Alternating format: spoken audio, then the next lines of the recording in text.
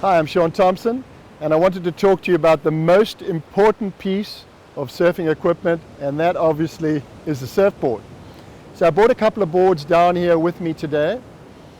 You can see the one board in the blue cover, that's my personal surfboard. The reason I keep it in a cover is to prevent the board from getting any chips or dings in transit. You're taking your board from your home to the car, from the car down to the beach, so it's really easy to chip the board, get a little ding, and as soon as you get a ding in a surfboard, that means water is going to penetrate that ding, and water slowly penetrates into the polyurethane or epoxy foam core and can ruin a surfboard. So I'm very, very particular about always keeping my boards protected. So I'd suggest if you're starting out on the surfing journey and you're buying a board, make sure you buy protection for the board. This is a very simple cover. This is just a terry cloth cover. It's the most simple, basic form of cover that you can get. I really like to use it on my day-to-day surfing excursions. Obviously, if you're going on a long trip somewhere, if you're traveling by plane, you're going to need to have it in a padded bag. But for the day-to-day surf sessions, a cover like this is great. Really easy to get on and off. You just whip the cover off, take the board out the bag, and then you're ready to go surfing. So this is my personal board. This is a very high performance board. It's a board actually made by a very famous company called Channel Islands. It's my own model called the Warp. This board is made for people that are relatively experienced, that have been surfing a number of years. But for people that are starting on the surfing journey and are getting into surfing for the first time, there's two simple rules associated with selecting a board for the first time. The bigger you are, the heavier you are, the bigger the board. It's quite simple. Long boards have a lot of volume, which are going to enable you to float on the water, to be able to paddle out and to catch a wave. So there's no vanity associated with riding a big board. The bigger you are, the bigger the board. Also, board size has a relationship to how many years you've been surfing. The less years you've been surfing, the bigger the board. Big boards are great to start out on. When I started surfing so many years ago, I started out on a big board. I was a little guy, I was 9 years old, and I started out on an 8'8". So the most popular size today for a beginning surfer is a 9-foot surfboard. No matter what anyone tells you, don't go under 9 feet. A 9-foot surfboard will enable you to float on the board, it'll enable you to learn how to paddle, and it will enable you to catch waves. The thing you don't want to be when you're starting out to surf is to have a board that is underbuoyant so you can't even catch a wave, because the more waves you catch, the better, more practice you're going to get, the more experience you're going to become, and the more enjoyable your surfing session is going to be. So rather go longer than shorter. As you get more experienced, obviously you're going to want a shorter board. Shorter boards are more maneuverable. The modern style of surfing is very maneuver orientated. The traditional style of surfing, longboard surfing, is much more stylish and has a more sort of classic, almost balletic approach. But if you're young and you want to get understand the modern maneuvers, watch some of the hot surfing videos of the young guys. But first, start out on your journey on a longboard. It will make the whole process infinitely easier.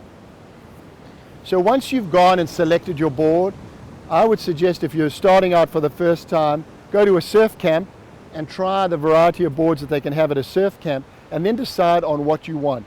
And then go into a surf shop and let the sales guy there help you with your selection. But make sure you don't go short. Definitely go long. So now I wanted to get down to some of the specifics associated with setting up your surfboard for the first time.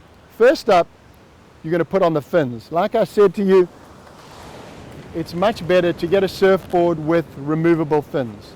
So I personally like a fin system called FCS. It's a really a simple fin system. If I can just get the zipper undone.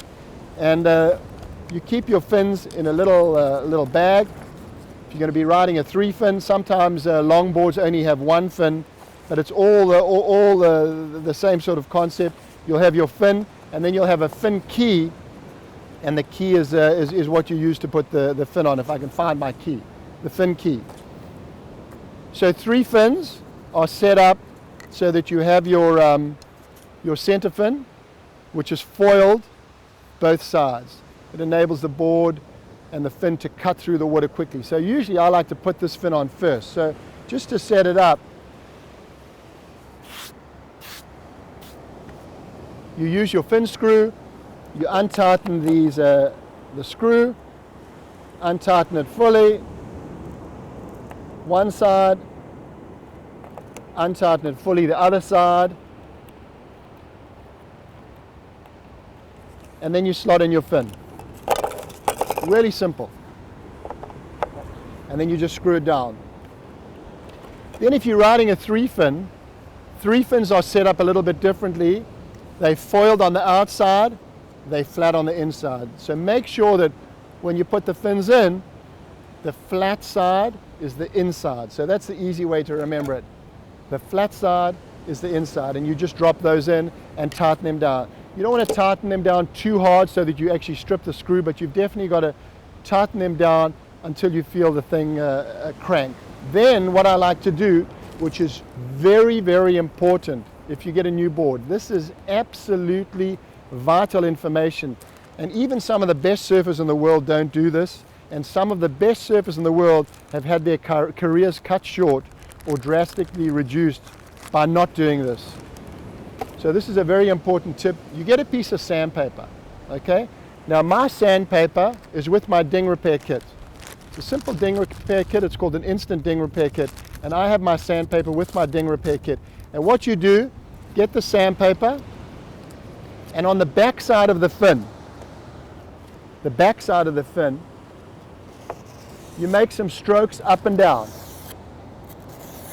flat against the fin, because you don't want to change the trailing edge of the fin.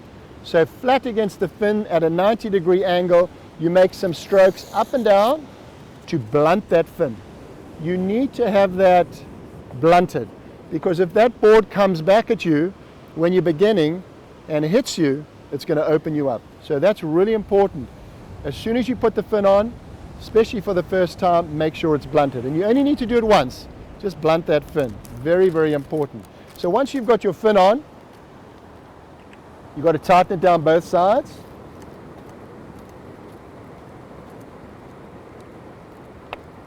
You hear it crank, pull it out, make sure the other side's tightened.